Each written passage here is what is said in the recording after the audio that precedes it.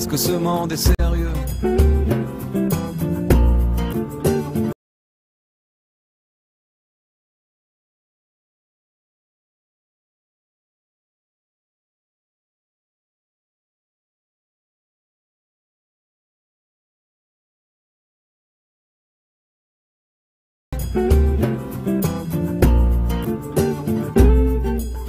Est-ce que ce monde est sérieux?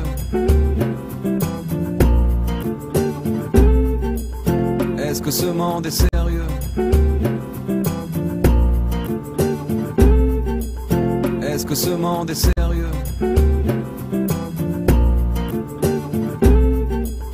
Est-ce que ce monde est sérieux? Est-ce que ce monde est sérieux? Est-ce que ce monde est sérieux? Est-ce que ce monde est sérieux? Est-ce que ce monde est sérieux? Est-ce que ce monde est sérieux? Est-ce que ce monde est sérieux? Est-ce que ce monde est sérieux? Est-ce que ce monde est sérieux? Est-ce que ce monde est sérieux? Est-ce que ce monde est sérieux? Est-ce que ce monde est sérieux?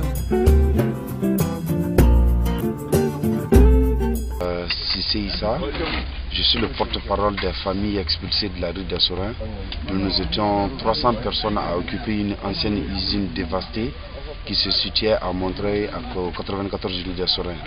On a occupé pendant 4 ans, donc c'est 11 pays africains, de la jeunesse africaine qui occupaient vraiment ce lieu.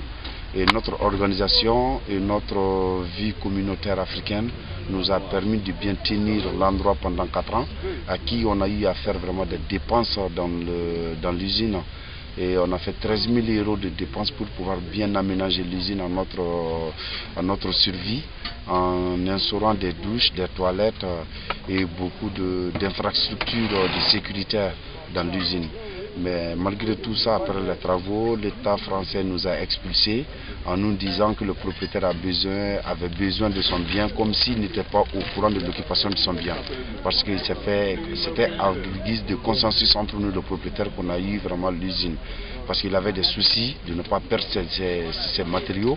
Et il dit qu'il a confiance à la jeunesse africaine, il nous a confié l'usine. Mais hélas, on nous a expulsés.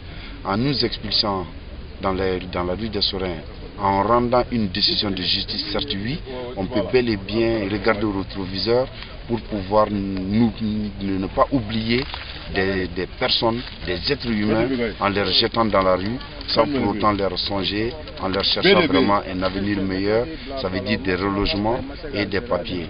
Nous sommes vraiment des colonies françaises. Nous sommes vraiment des colonies françaises, on n'est pas trompé de pays, on est bel et bien vraiment sur le sol français. On sait que vraiment c'est la France qui prétendait la paternité de nos pays avant l'indépendance et à qui aujourd'hui, nous, la jeunesse africaine qui sont présents ici aujourd'hui, on est bel et bien des colonies françaises et on est bel et bien des Français parce que nous avons tous un parent qui sont nés dans le Soudan français et on a tous un côté français et on peut bel et bien demander la restitution et vraiment de nos dossiers. Et donc sur ce, on demande à l'État français qu'il nous régularise et qu'il nous donne vraiment une chance sur le sol français pour pouvoir le faire. Mais hélas, il y a d'autres qui vont nous dire, oui, si vous êtes fatigué, il faut rentrer chez vous. On rentre où? Où est-ce qu'on va rentrer? Ce sont des Européens aujourd'hui, plus précisément des Français, qui achètent aujourd'hui avec la spéculation mondiale vraiment nos terres africaines. On n'a pas de place chez nous pour pouvoir s'installer parce qu'ils ont tout payé. On n'a pas de place chez nous aujourd'hui parce qu'ils ont mis leur société, leur entreprise en place dans notre pays respectif.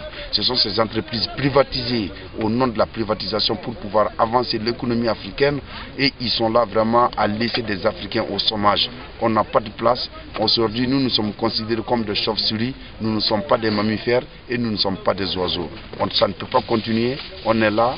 On ne brasse pas les bras, on demande vraiment l'appui de tout le monde, on demande le concours de tout le monde qui nous aide tant soit peu, de près ou de loin, en nous amenant vraiment au dialogue, en nous amenant vraiment à l'ouverture vraiment des dossiers pour que vraiment la régularisation puisse se passer et que vraiment les choses puissent bien passer normalement et qu'on sort vraiment dans la rue parce que l'être humain, elle n'est pas fait pour dormir dans la rue.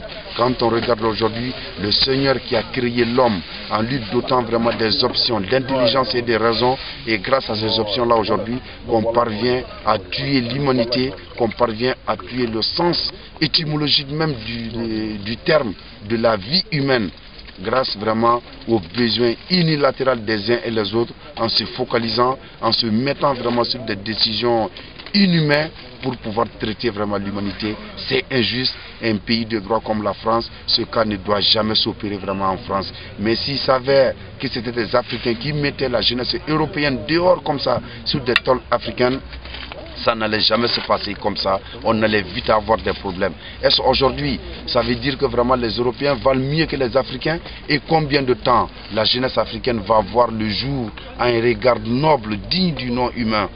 Combien de temps? Et combien vraiment de barbarie, combien vraiment de massacres ce peuple en a eu, un siècle et demi vraiment de massacres, de barbarie, de tout ce qu'on veut dans la vie. On nous a violés, on nous a tout fait. On a pris nos terres, on a pris nos ressources humaines, on a pris nos ressources matérielles pour pouvoir dire qu'Europe vraiment aujourd'hui est l'Europe. L'Europe ne pourra jamais vivre sans l'Afrique. Nous on est là. On n'a pas peur, on est là, on le dit à qui veut l'entendre, on veut que vraiment, on n'a pas la haine, hein? On n'a pas la haine. On est prêt vraiment à pardonner, l'Afrique a toujours pardonné. Je m'en vais te donner, mais on dit toujours, des grands hommes meurent toujours pour des causes nobles. Ça me rappelle très bien la mort de Thomas Sankara, il a été assassiné pour une cause noble. Si je regarde aujourd'hui Nelson Mandela, combien de temps il a fait vraiment de souffrance dans sa terre pour pouvoir vraiment lui amener vraiment le regard noble. Combien de temps il a fait, il souffre aujourd'hui.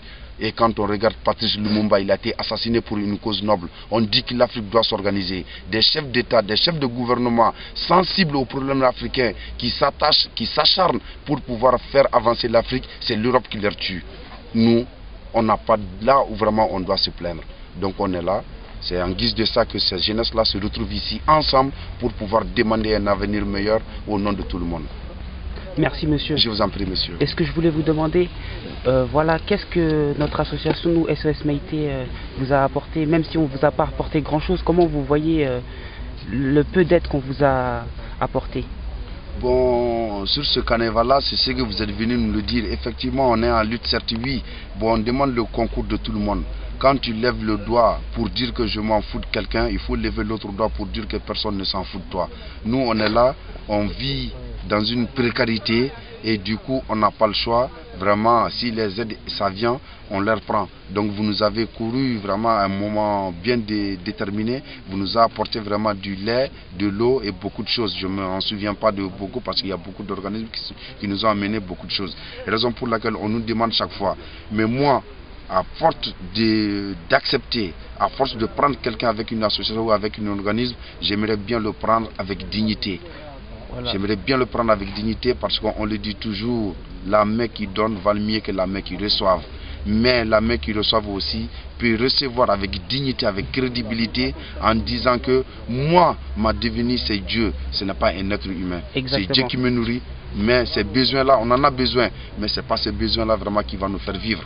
Exactement. On a besoin de ça parce qu'on a besoin du contact humain, on a besoin vraiment du ressenti et c'est ce qui nous redonne le courage et c'est ce qui nous mène vraiment à bon port pour faire le choix entre le mal et le bien.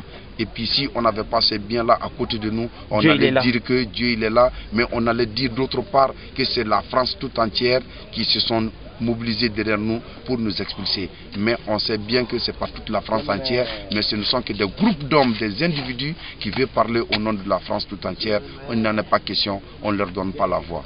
Merci pour votre aide qui sont venus pour nos compatriotes. On vous remercie infiniment, mais en n'oubliant jamais le Seigneur qui nous a créés. Et c'est grâce à ce Seigneur-là qui vous a redonné le cœur d'amour et de partage pour pouvoir faire ces pas-là vers nous.